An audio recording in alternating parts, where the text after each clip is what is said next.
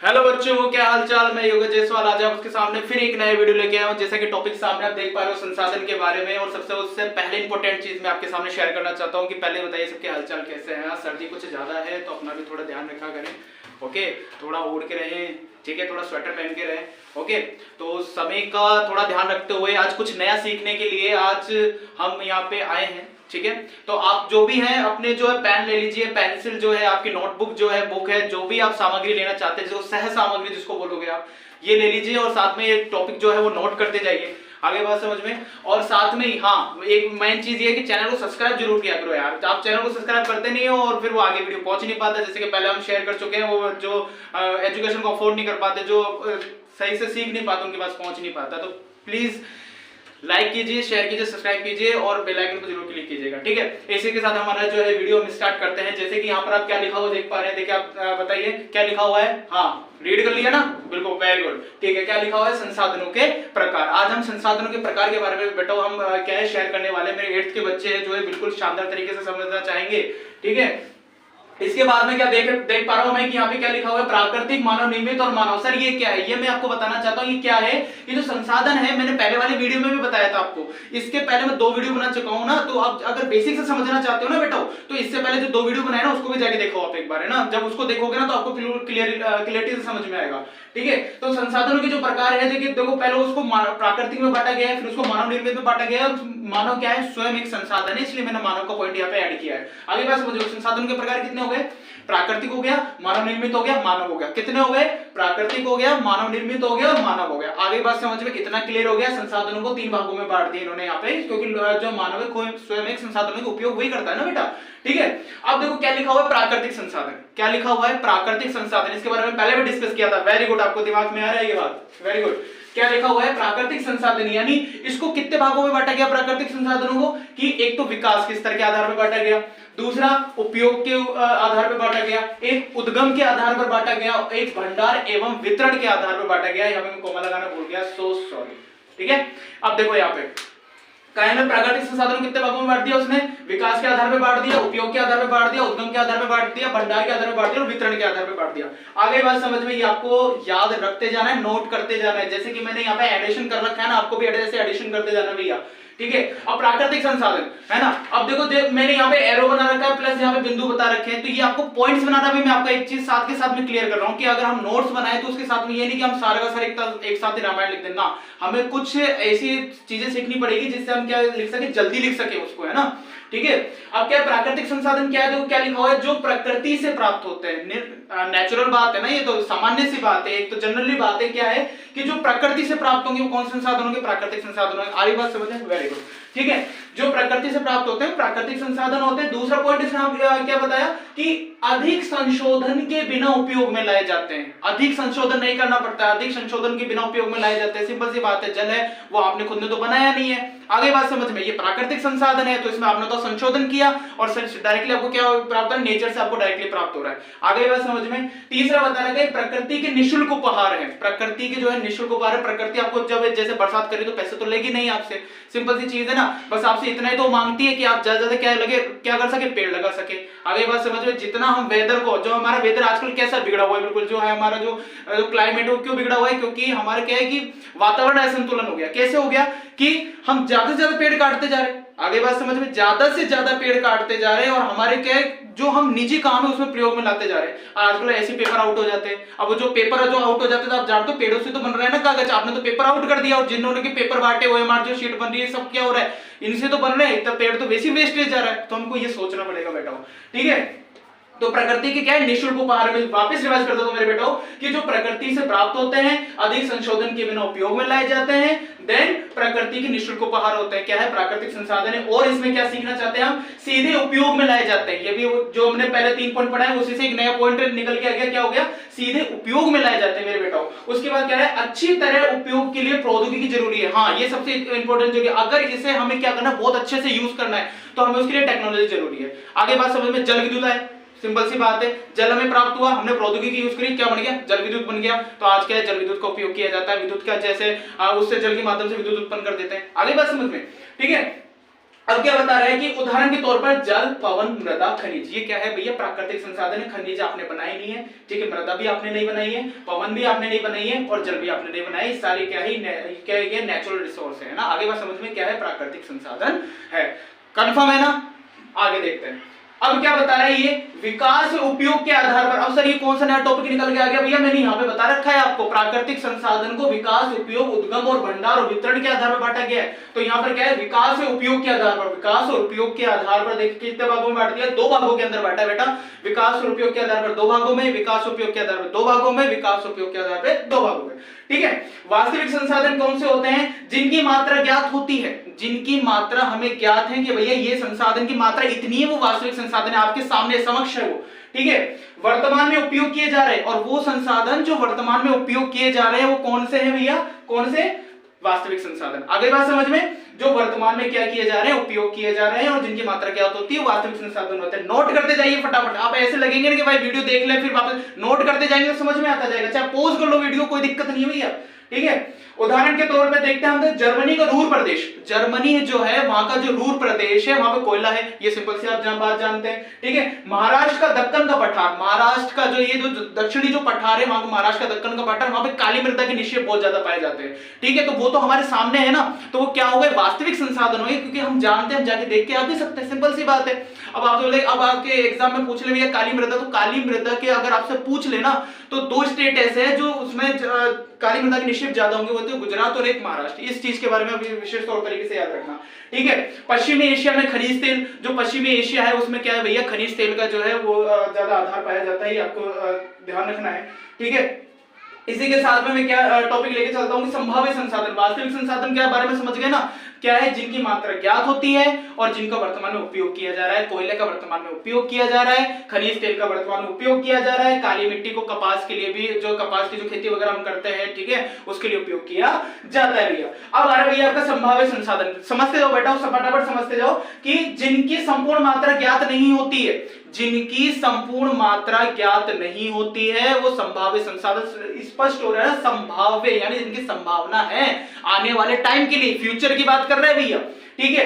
क्या है? जिनकी संपूर्ण मात्रा ज्ञात नहीं होती है वो संभाव्य संसाधन कहलाते हैं, और वर्तमान में जिनका उपयोग नहीं किया जा रहा है। बिल्कुल आपके लिए इजी बना दिया, जहां पे आपको पहले याद करना है, बिल्कुल दूसरा वाले क्या है? नहीं लगा देना है बस। आगे बात समझ में, वर्तमान में जिनका उपयोग नहीं किया जा रहा है वो क्या होते हैं भैया? संभाव्य संसाधन होते हैं। वर्तमान में प्रौद्योगिकी वे इनका पूर्ण उपयोग करने में सक्षम है। जो वर्तमान में जो प्रौद्योगिकी है बेटा, वर्तमान में जो टेक्नोलॉजी है ना, वो इनका पूर्ण तरीके से उपयोग नहीं कर पा रही है। जैसे कि मैं उदाहरण देके समझाता हूं आपको, क्या है? पवन। 200 वर्ष पूर्व देखूं मैं, 200 वर्ष पूर्व चले जाता हूं तो ये संभाव्य संसाधन थी, ये संभाव्य संसाधन थी, तब पवन चक्की का ज्यादा उपयोग नहीं होता ही नहीं था, ना मात्र के बराबर है। लेकिन आज क्या है? वास्तविक संसाधन है, क्योंकि आज हम देख सकते हैं, क्योंकि पवनों के माध्यम से पवन चक्कियां चलाई जा रही है। उसी के साथ में देखो नीदरलैंड में पवन चक्की है, ठीक है, पवनों के माध्यम से, मैंने यहाँ पे बता दिया। लद्दाख जो है वहां पे यूरेनियम के निक्षेप पाए गए हैं, जो धातु है उसके यूरेनियम है जो उसके निक्षेप पाए गए हैं। इसके बारे में बता रखा है कि अगर आपसे पूछ लेता है उदाहरण तो आप इस तरीके से उदाहरण बता सकते हो। आगे बात समझ में, ठीक है, इसके उदाहरण मैंने आपको यहां पर बता दिया है, ठीक है। अब क्या बता रखा है कि प्राकृतिक संसाधनों का विस्तृत रूप कहां पाया जाता है? प्राकृतिक संसाधनों का विस्तृत रूप नवीकरणीय और अनवीकरणीय संसाधनों के अंदर ही पाया जाता है। सिंपल सी बात है। नवीकरणीय संसाधन में पहले वाले वीडियो में बिल्कुल स्पष्ट रूप से बता चुका हूं, उसको एक बार फिर देख लीजिएगा, रिवाइज कर लीजिएगा, आपको बहुत अच्छे से समझ में आ जाएगा। और क्या करते हैं? नवीकरणीय संसाधन भंडार को प्रभावित, जो एक संसाधन का भंडार है उसको प्रभावित करते हैं, और साथ ही अगर इनका लापरवाही से उपयोग किया गया ना बेटा, तो ये क्या हो जाएंगे? समाप्त हो जाएंगे, और अपन ऐसे ही घूमते रह जाएंगे और ऐसे देखते रह जाएंगे भैया, ठीक है। इसका क्या होता है? लापरवाही से उपयोग करने पर क्या हो सकते हैं? समाप्त हो सकते हैं, जैसे कि विश्व में पानी की समस्या। अब आप भैया सर बार बार यहाँ पे भी जल यूज कर रहे हो, यहाँ पे भी जल यूज कर रहे हो, भैया यही है सबसे इंपॉर्टेंट टॉपिक आज के वर्तमान समय में देखता हूं तो मैं, क्योंकि कई प्रदेश ऐसे हैं, कई गांव ऐसे हैं वहां पे पानी भी नहीं है, दूर क्षेत्रों में जाते हैं, जिनको पनिहारी बोलते हो आप, ठीक है, मटका लेके जाएंगे, दूर से पानी भर के लेके आएंगे, उनकी कंडीशन वही जानते हैं। आगे बात समझ में, ठीक है। नवीकरणीय संसाधन हो गया। उसके बाद में अनवीकरणीय संसाधन की मैं आपके सामने बात करता हूं। क्या है? भंडार सीमित है, इसका भंडार सीमित है अगर आप क्या है, और दूसरा क्या है? मानव जीवन की अवधि से अधिक, मतलब अगर इनका भंडार एक तो सीमित है, और क्या हो जाएगा कि इनको बनने में क्या हो जाएगा? इनको काफी सारा समय लगता है। आगे बात समझे, मानव जीवन की अवधि से भी अधिक होता ही है, ठीक है। काफी लाखों करोड़ों वर्ष लग जाते हैं ऐसे संसाधनों को बनने में। उसके उदाहरण मैं पहले बता चुका हूं, तो उसका पहले वाला वीडियो आप अवश्य रूप से देखें, ठीक है। अब देखो, प्रौद्योगिकी मानव निर्मित संसाधन है, ये इंपॉर्टेंट टॉपिक है भैया आपका, ये इंपॉर्टेंट टॉपिक है। अगर आपसे पूछ लेता है मेरे बच्चों कि क्या है, कि प्रौद्योगिकी क्या है, प्रौद्योगिकी किस प्रकार का संसाधन है, प्रौद्योगिकी मानव निर्मित संसाधन है। टेक्नोलॉजी कौन लेके आया, ये प्राकृतिक नहीं है, मानव निर्मित है। मानव ने सॉफ्टवेयर वगैरह बनाए, कुछ वेबसाइट्स वगैरह क्रिएशन वगैरह किया, सैटेलाइट वगैरह सारी चीजें क्रिएशन करने के बाद क्या होता है, प्रौद्योगिकी वर्ड एक कनेक्ट करते हैं, टेक्नोलॉजी से हम उसको कनेक्ट कर देते हैं। आगे बात समझ में। अब देखो क्या बता रहे हैं कि कुछ संसाधन सर्वव्यापी और स्थानिक भी हो सकते हैं। देखो बहुत डिटेल के अंदर हम पढ़ने वाले भैया, ठीक है। तो आप थोड़ा है ना माइंड को एक जगह स्टेबल रखना। ये देखो अभी आपका माइंड दूसरी जगह जा रहा है ना, माइंड को स्टेबल रखो, ठीक है। माइंड को क्या रखना है, स्टेबल रखना है। कुछ संसाधन सर्वव्यापी व स्थानिक हो सकते हैं। आगे बात समझ में, जैसे कि वायु और लोहा। अब भैया वायु और लोहा, अब देखो भैया वायु तो क्या हो गया, सर्वव्यापी हो गया, लोहा क्या हो गया, स्थानिक हो गया। आगे बात समझ में, लोहा हर जगह तो पाया नहीं जाता है, भारत के अंदर आते हैं तो झारखंड के अंदर अच्छा पाया जाएगा। आगे बात समझ में, तो इसके बारे में आपको याद रखना है, ठीक है। वायु सर्वव्यापी है, हर जगह है। वायु क्या है भैया, हर जगह है, इसलिए कुछ संसाधन क्या हो सकते हैं, सर्वव्यापी और स्थानिक भी हो सकते हैं, ठीक है। इसके बाद में डिस्कस करता हूं संसाधनों का वितरण असमान क्यों है। अगर आपके एग्जाम में पूछ ले संसाधनों का वितरण असमान क्यों है, क्योंकि प्राकृतिक संसाधनों का वितरण, जो प्राकृतिक जो नेचुरल रिसोर्स है हमारे, वो क्या होते हैं, भूभाग, जलवायु, ऊंचाई। भूभाग, जलवायु और ऊंचाई जैसे क्या होता है, जैसे अनेक जो भौतिक कारकों पर निर्भर करता है। जो प्राकृतिक संसाधन होते हैं वो क्या करते हैं, उनका जो वितरण है, उनका जो फैलाव है बेटा, हर जगह जो टुकड़ों टुकड़ों में वो पाए जा रहे हैं, वो क्यों पाए जा रहे हैं, भूभाग के कारण, जलवायु के कारण और ऊंचाई के कारण, ठीक है। भौतिक कारकों पर निर्भर करते हैं तथा पृथ्वी पर इन कारकों में असमानता, पृथ्वी पर क्या पाई जाती है, इन कारकों में असमानता पाई जाती है। आगे बात समझ में, खनिज हर जगह नहीं पाया जाएगा, एक फिक्स जगह है वहीं पाया जाएगा। जल है कहीं पे ज्यादा है, कहीं पे कम है। मृदा कहीं पे कैसी पाई जाती है, कहीं पे कैसी पाई जाती है। जलवायु कहीं पे कैसे होता है, कहीं पे जलवायु कभी कहां पे कैसी होती है। आगे बात समझ में, तो इसमें असमानता है, इसलिए संसाधनों के वितरण में भी क्या पाई जाती है, असमानता ही पाई जाती है। आगे बात समझ में, अगर ऐसे लिख के आओगे ना, कोई गलत नहीं करेगा बेटा, बहुत शानदार तरीके से लिखोगे आप, ठीक है। अब मानव निर्मित संसाधन क्या होते हैं भैया, सर आपने ये भी बता दिया भाई, प्राकृतिक संसाधन क्या है, नवीकरणीय क्या है, नवीकरणीय क्या है, वास्तविक क्या है, संभाव्य क्या है, विकास, उपयोग, उद्गम, भंडार, वितरण और भंडार हो गया, ठीक है। संसाधनों का वितरण असमान क्यों हो गया, प्रौद्योगिकी मानव निर्मित संसाधन। लेकिन ये क्या है, मानव निर्मित संसाधन, ये अलग सा टॉपिक क्या है बेटा, ये अलग सा टॉपिक क्या है कि मैं एक उदाहरण देकर समझाता हूं आपको। क्या है, हमारे जो जमीन के अंदर है वो क्या पाया जाता है, लोहा पाया जाता है, आपको सभी को पता है। आयरन सभी को पता है, हाँ पाया जाता है, ये आपको पता है, मुझे भी पता है, ये बच्चों को, सभी बच्चों को पता है, ठीक है। अब उसको मैंने बाहर निकाला, मैंने बाहर निकालने के बाद में उसमें संशोधन किया, मैंने थोड़ा उसको तोड़ा फोड़ा, मैंने उसको थोड़ा पिघला के मैंने मशीन बनाई। तो वो तो स्वयं तो प्रकृति से बन नहीं रही ना बेटा, कौन बना रहा है, मानव बना रहा है। कौन बना रहा है, मानव बना रहा है। इसलिए प्राकृतिक संसाधन को, अगर प्रकृति के अंदर जो संसाधन पाए जाते हैं, हमारे भूभाग के जो संसाधन पाए जाते हैं, उन्हें संशोधित कर दिया जाता है या उन्हें बदल दिया जाता है, उनकी आकृति में परिवर्तन कर दिया जाता है, उनके रूप में परिवर्तन कर दिया जाता है, उनके आकार में परिवर्तन कर दिया जाता है, उनके जो है उनका वितरण जो है जैसे कि उस पर डिपेंड करते हैं। और उनको परिवर्तन करके हम क्या करें, मानव द्वारा करें, परिवर्तन कौन करे, मानव करे, तो किस में कन्वर्ट हो जाते हैं, संसाधन में कन्वर्ट हो जाते हैं। जैसे कि मैंने लोहे का आपको मैंने एक उदाहरण देकर समझाया, ठीक है। तो क्या हो जाता है, प्राकृतिक संसाधन संसाधन में कन्वर्ट हो जाएगा, तो क्या बन जाएगा, मानव निर्मित संसाधन बन जाएगा। आगे बात समझ में। तो ये जितने भी टॉपिक हैं आप अगर ऐसे नोट करते जाएंगे ना बेटा, तो आपको फटाफट याद होता जाएगा। आपको ज्यादा बुक में ज्यादा खोज के एक एक लाइन देखनी नहीं पड़ेगी, आपको कहानी में समझ में आता चला जाएगा। आगे बात समझ में, मैं हट रहा हूं, ठीक है। इसका स्क्रीनशॉट अवश्य रूप से ले लेना, ठीक है, फटाफट स्क्रीनशॉट लो इसका।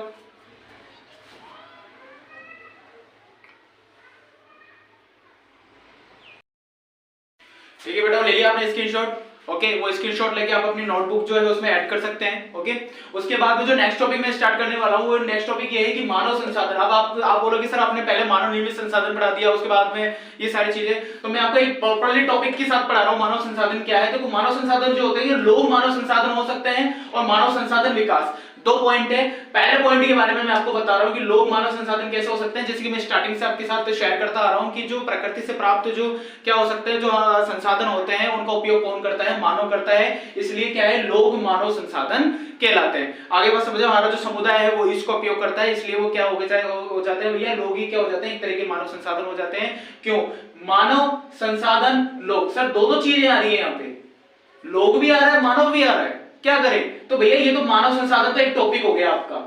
आगे बात समझ में, लोग मानव संसाधन हो सकते हैं, देखो जो संसाधन है उनका उपयोग कौन करता है, मानव, और जो पूरा समुदाय मिलकर उपयोग कर रहा है तो लोग भी क्या हो सकते हैं, एक मानव संसाधन हो सकते हैं। और मानव संसाधन विकास कैसे कहलाता है कि भैया जैसे कोई संसाधन प्राप्त हुआ, आपको संसाधन प्राप्त हुआ, किसी व्यक्ति को वो संसाधन वो व्यक्ति जो है संसाधन यूज कर रहा है, ओके, वो व्यक्ति संसाधन यूज कर रहा है, तो फिर क्या होगा कि अगर हम उसे ज्ञान प्राप्त कराते हैं उसके बारे में, यूज करने के बारे में, उसे प्रौद्योगिकी उपलब्ध करवा दें, हम उसे कौशलता उपलब्ध करवा दें, उसे हम क्या करें, उसे एजुकेट करें कि उसको प्रयोग कैसे करना है, उसका विस्तार कैसे, ये सब चीजें बताएं, विस्तार कैसे करना है, प्रयोग कैसे करना है, ये सारी चीजें आप बताओगे ना तो क्या होगा, मानव संसाधन विकास कहलाएगा। क्योंकि जो मानव है, जो संसाधन का जो यूज कर रहा है वो सशक्तपूर्वक उसका यूज कर पाएगा, तो क्या कहलाएगा, मानव संसाधन विकास कहलाएगा। आगे बात समझ में दोबारा रिवाइज कर देता हूं कि लोग जो है मानव संसाधन हो सकते हैं, कि मानव संसाधन का उपयोग कौन करता है, लोग ही करते हैं, ठीक है। और मानव संसाधन विकास, अगर जो कोई संसाधन है उसको उपयोग करने के लिए हम किसी व्यक्ति जो है, मानव जो है, उसे क्या करवाएं, उसे कौशलता उपलब्ध करवाएं, ज्ञान उपलब्ध करवाएं, उसे प्रौद्योगिकी उपलब्ध करवाएं प्रॉपर रूप से, तो वो क्या कहलाता है कि भैया मानव संसाधन विकास कहलाता है। आगे बात समझ में, उसके बाद है संसाधन संरक्षण किसे कहते हैं, मैंने पहले बताया कि संसाधनों का सतततापूर्वक प्रयोग करना, उन्होंने नवीकरण करने के लिए समय देना, क्या कहलाता है, संसाधन संरक्षण कहलाता है। इसमें ज्यादा डिफिकल्ट बात नहीं है कि संसाधनों का सतततापूर्वक प्रयोग करना, उन्हें नवीकरण करने के लिए समय देना, संसाधन संरक्षण कहलाता है। सतत पोषणीय विकास किसे कहते हैं बेटाओ, ये संसाधनों के उपयोग करने की आवश्यकता, संसाधनों के उपयोग करने की आवश्यकता और भविष्य के लिए संरक्षण का संतुलन बनाए रखना, क्या कहलाता है, सतत पोषणीय विकास कहलाता है। क्या बता रहा है, संसाधनों के उपयोग करने की आवश्यकता है, तो संसाधन के जितना उपयोग हो उतना ही करो, ठीक है। और भविष्य के लिए संरक्षण करना और आने वाली पीढ़ी के लिए बचा के रखने के लिए जो उनका संतुलन बनाए रखना, ही क्या कहलाता है भैया, सतत पोषणीय विकास कहलाता है। क्योंकि मैंने एक पॉइंट जोड़ा है यहाँ पर, क्योंकि सभी जीवन एक दूसरे से जुड़े हुए हैं। अगर पहले वाले जो लोग चले गए उनका जीवन हमसे जुड़ा हुआ है, क्योंकि उन्होंने संसाधन को संरक्षण किया ना, तब आज हम यूज कर रहे हैं, और आज हम यूज करेंगे तो हमारे आने वाली हमारे जो टावर है ना, वही आने वाले इसका उपयोग करेंगे। आगे बात समझ में, ठीक है। उदाहरण के तौर पर थैले के मैं बता सकता हूं कि जैसे कि आज पॉलिथीन यूज हो रहा है, तो पॉलिथीन के जगह हम जूट का जो थैला बनाकर उसको उपयोग कर सकते हैं, तो पॉलिथीन का यूज कम होगा, क्योंकि आप जानते हो पॉलिथीन कभी गलता नहीं है। प्लास्टिक की जो ये जल्दी से गलती नहीं है, ये चीजें आप इनको हम जला देते हैं, वो जला तो देते हो, लेकिन पृथ्वी पर ही वो रहता है, वो आपकी जो धरा है ना उसी पे रहता है, ठीक है। उसी के साथ में क्या बता रखा है, इधर मैं आपको बताता हूं कि सिद्धांत की जीवन के जो सिद्धांत, मतलब जो सतत पोषणीय विकास के सिद्धांत क्या हो सकते हैं उसके बारे में बता रहा हूं मैं आपको, कि जीवन के सभी रूपों का आदर व देखभाल करना, जीवन के सभी रूप का जो आदर है, आपकी सिचुएशन कैसी भी है उसका आदर करो, देखभाल करो, ठीक है। मानव जीवन की गुणवत्ता को बनाए रखना, और जो मानव जीवन की गुणवत्ता है उसको बनाए रखना, सतत पोषणीय विकास का क्या है, एक महत्वपूर्ण पहलू है, ठीक है। मानव जीवन की गुणवत्ता को बनाए रखने का साइंस ये समझा रहा है कि आप जितना आपको संसाधन यूज करना है करो, लेकिन लिमिट में रहकर करो, उसकी गुणवत्ता बनाए रखो, उसको बिगाड़ो मत, ठीक है। पृथ्वी की जीवन शक्ति और विविधता का संरक्षण करना, पृथ्वी की, जैसे कि अभी मैंने कुछ समय पहले बताया था कि पेड़ लगातार कटते जा रहे हैं, जो बादल है, जो हमारी वर्षा से कनेक्शन धीरे धीरे कटता जा रहा है, तो पृथ्वी की संरक्षण भी बना के रखनी, ज्यादा पॉल्यूशन भी बहुत कम करना है हमें, तो ये चीजों का सबका ध्यान रखना पड़ेगा हमें, ठीक है। तो पृथ्वी की जीवन शक्ति और विविधता का संरक्षण करना, ठीक है। प्राकृतिक संसाधनों के हाथ से बचाना, जो प्राकृतिक संसाधन है उनका जितना ज्यादा से ज्यादा जो हाथ होता जा रहा है, खनन क्रिया आप जानते हो कितनी ज्यादा होती है, आप तो यहीं पे सोच रहे हो कि भैया खनन होता है, अब ये तो सोचो खनन क्रिया होती है कितना गहरा जो है, जो हमारे धरा को खोदा जाता होगा, ठीक है। तो प्राकृतिक संसाधनों के हाथ से बचाना, पर्यावरण के प्रति व्यक्तिगत व्यवहार और अभ्यास में परिवर्तन करना, पर्यावरण के प्रति क्या करना है, व्यक्तिगत व्यवहार करना है। कैसे कि अभी जैसे केमिकल्स वाली फैक्ट्रियां हैं, ठीक है, उनसे इतना सारा धुआं निकलता है, इतना सारा धुआं निकल के किसको फायदा किसको हो रहा है, फायदा तो फैक्ट्रियों को हो रहा है, लेकिन नुकसान हम ही को हो रहा है बेटा, ठीक है। तो क्या होता है, पर्यावरण के प्रति व्यक्तिगत व्यवहार करना है, थोड़ा संभल के, जैसा कि आप किसी व्यक्ति है, आपका जो रिलेटिव है, उससे प्यार से बात करते हो, पर्यावरण से भी आप प्यार से बात करोगे ना, तो प्यार से ही आपसे बात करेगा। अगर आप उससे प्यार से बात नहीं करोगे तो फिर वो क्लाइमेट चेंज हो जाएगा, फिर हम क्या, कभी सर्दी आ रही है, सर्दी के टाइम पे गर्मी, गर्मी के टाइम पे वो वाली चीज हो जाएगी, ठीक है। आप अभी देखते हो कि बरसात जब चाहे तभी आ जाती है, ठीक है, जहां पे जब सर्दी स्टार्ट होनी होती है, जब सर्दी स्टार्ट नहीं होती है, और धीरे धीरे जो सर्दी का सेशन है वो खत्म होने लगता है, तब जाके सर्दी ऊपर सर्दी पड़ना स्टार्ट होती है, क्लाइमेट चेंज होता रहता है बेटा, ठीक है। अभ्यास में परिवर्तन करना है, ज्यादा से ज्यादा पेड़ लगाने, पॉलिथीन का यूज कम करना है, ये वाली चीज है, ठीक है। समुदाय को पर्यावरण की देखभाल करने में क्या है आगे, योग्य बनाना। जो समुदाय है, जो ग्रुप्स है, आप कुछ है ना जैसे ग्रीन ग्रुप हो गया वगैरह, कुछ अलग अलग लेवल के ग्रुप बनाएं, ग्रुप बनाकर उनको शिक्षित करें, उन्हें प्रशिक्षित करें, उन्हें कौशल सिखाएं, तभी तो कहलाएगा मानव संसाधन विकास कहलाएगा। कैसे, ठीक है। तो उन्हें सिखाकर उन्हें ग्रुप बनाकर उन्हें सिखाया जाए कि पर्यावरण की देखभाल कैसे करनी है, ठीक है। सभी नवीकरणीय संसाधनों के उपयोग में सतत पोषण दो। सभी नवीकरणीय जो संसाधन हैं जिनका क्या कर सकते हैं, जैसे कि आपने यूज किया वो जल्दी समाप्ति हो सकते हैं, या फिर आपको उनका सततपूर्वक प्रयोग करना है, ठीक है। तो संसाधनों के उपयोग में क्या करना है, सतत पोषणीयता हमें लागू करनी है। इसी के साथ में एक टॉपिक में आपके सामने यूज कर रहा हूं कि क्या है, मनुष्य की योग्यता ही भौतिक पदार्थों को संसाधन बनाती है। जो मनुष्य की योग्यता है, जो अगर मनुष्य के अंदर माइंड सेट है, उसका बहुत शानदार शार्प माइंड है, बिल्कुल आईक्यू लेवल अच्छा है, तो किसी पदार्थ को प्रौद्योगिकी के माध्यम से किसी पदार्थ को क्या करेगा, यूज करेगा, उसे कन्वर्ट करके क्या बना देगा, संसाधन बना देगा। आगे बात समझ में, इन सभी चीजों के बारे में आपको याद रखना है। नवीकरणीय और नवीकरणीय संसाधनों के बारे में मैंने अच्छे से संक्षेप में बता रखा है, वो पहले वाली जो वीडियो है उसको ले जाके देखो। उसी के साथ में एक टॉपिक बता देता हूं आपको कि सर, पर्वत और पठार में क्या अंतर होता है। मैं बता देता हूं कि जैसे कि ये धरातल है आपका, ठीक है, एक बेसिक क्लियर कर देता हूं। ये जैसे कि ये धरातल है आपका, इससे 1000 मीटर की ऊंचाई है, ठीक है, धरातल से 1000 मीटर की ऊंचाई है। अब इस 1000 मीटर की ऊंचाई पर देखो, है ना, 1 2 3 और 4, मैं ऐसे बना देता हूं, आगे बात समझ में। ये 1000 मीटर की ऊंचाई है, तो 1000 मीटर की ऊंचाई से जैसे धरातल से कुछ मीटर की ऊंचाई है, लेकिन 1000 मीटर की ऊंचाई से नीचे रहे, ठीक है, तो उसे क्या बोलते हैं भैया, पहाड़ बोलते हैं, ठीक है। मतलब पर्वत का छोटा रूप क्या होता है, पहाड़ होता है। अब ये जो 1000 मीटर की ऊंचाई है, ठीक है, जो 1000 मीटर की ऊंचाई इससे भी ऊपर निकल जाए तो इसके ऊपर की जो चोटी होती है बेटा, वो शिखर होती है। क्या होती है, शिखर होती है, इसको बोला जाता है पर्वत, ठीक है, इसको बोला जाता है पर्वत। और 1000 मीटर की नीचाई का समतल जो एरिया है उसे क्या बोला जाता है, उसे बोला जाता है, जैसा कि मैं आपको बताना चाहूंगा, उसे मैदान बोला जाता है। क्यों, क्योंकि बिल्कुल समतल है, कोई उसमें फॉल्ट नहीं, बिल्कुल चारों तरफ समतल है। तो ये जो 1000 मीटर की ऊंचाई पे नीचे, तो जहां पे हम हैं वही तो समतल है ना, तो वो मैदान कहलाएगा। और 1000 मीटर की ऊंचाई पर जाकर जो समतल एरिया बनता है उसे हम क्या कहते हैं, उसे हम पठार कहते हैं बेटा, उसे क्या कहते हैं, उसे हम पठार कहते हैं। याद रखना है कि 1000 मीटर की ऊंचाई पर जो एरिया बनता है, जो क्षेत्र बना है, वो क्या होगा, हमारा पर्वत होगा, उसकी चोटी जो होती है उसको शिखर के बोलते हैं। 1000 मीटर की ऊंचाई पर समतल एरिया क्या कहलाता है, पठार कहलाता है। 1000 मीटर की नीचाई पर जो समतल एरिया होता है मैदान कहलाता है, और पर्वत का छोटा रूप पहाड़ कहलाता है। आगे बात समझ में, ये चीज मैंने इसलिए बताई है क्योंकि मैंने दक्कन का पठार यूज किया था। दक्कन का पठार तो आपको समझ में आ जाए, पर्वत और पठार में क्या अंतर होता है। आगे बात बेटा बात समझ में, इसको अच्छे से समझते जाना। मैं दोबारा रिवाइज कर देता हूं, पर्वत, पहाड़, मैदान और पठार। पठार क्या है, 1000 मीटर की जो ऊंचाई है उससे ऊपर जाकर जो समतल एरिया बनता है वो पठार कहलाता है। और 1000 मीटर की ऊंचाई पर नीचे धरातल पर जो समतल एरिया होता है वो क्या कहलाता है, मैदान कहलाता है। और जो 1000 मीटर की ऊंचाई वाला जो एरिया होता है वो क्या कहलाता है, पर्वत कहलाता है, उसे क्या कहते हैं, हम शिखर कहते हैं। और जो पहाड़ होता है, जो पर्वत का छोटा रूप होता है, पहाड़ होता है, पहाड़ को इंग्लिश में हिल कहते हैं, और इसे क्या कहते हैं, पर्वत को माउंटेन कहते हैं। आगे बात समझ में। इसी के साथ मैं अपनी जो वीडियो में उसके साथ खत्म करता हूं और मैं आपसे विदा लेना चाहूंगा। इसी का स्क्रीनशॉट लेना चाहते हो तो बिल्कुल आप इसका स्क्रीनशॉट लीजिए और अपने नोटबुक में उसको क्या है, डिटेल्स में क्या है ऐड कीजिए, ठीक है। और हमारे चैनल को जरूर सब्सक्राइब कीजिएगा और दूर तक पहुंचाओ यार वीडियो, आप भला करो। मतलब मैं ये चाहता हूं कि आप जितना दूर तक लेके जाएंगे ना वीडियो, ये वीडियो उतना दूर तक पहुंचेगा और लोगों को इससे फायदा मिलेगा। आगे बात समझ में। इसी के साथ मैं विदा लेता हूं, मैं योगेश जायसवाल। नेक्स्ट वीडियो में मिलते हैं, टाटा बाय बाय। इसका स्क्रीनशॉट जरूर ले लीजिएगा बेटा।